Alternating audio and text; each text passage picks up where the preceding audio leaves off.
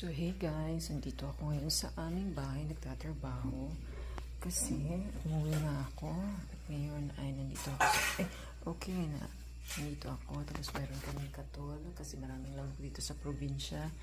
Then dito ako sa aming dining table kasi malapit na ako sa water dispenser tapos mga pagkain dyan and all. So ganito ang pwede dito. I'm gonna show you where I'm working, guys. Thank you Lord for this opportunity na makauwi din naman. Kasi ang dalawang parents ko lang, mom and dad ko lang nandito sa aming bahay.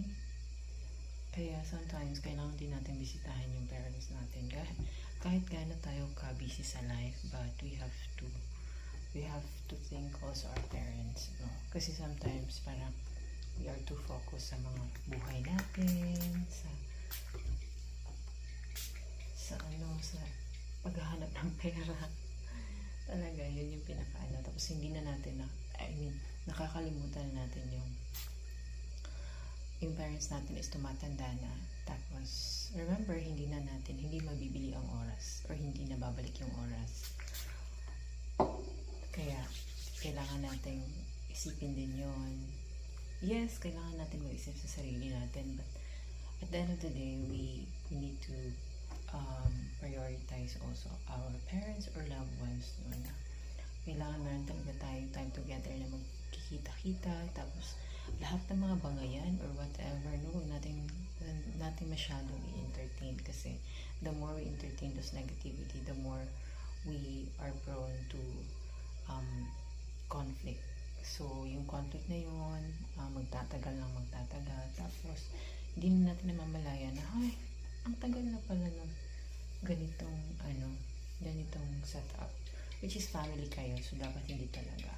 But, hindi perfect ang family, guys. Meron talaga family na nag-aaway, ganyan, because of some reasons. But, my encouragement is that, at the end of the day, always remember that you're family and, iset aside niyo yung pride kasi yung pride talaga yung pinaka trigger point ng karamihan why they're making issues or conflicts within the family. And also ang isa kong is family is everything talaga. Kung meron mga tao talaga na ma-trust is yung family talaga, not just the parents but also the siblings, your siblings. So very important yan. So I think that's it. And thank you guys for watching. And this is my life update today because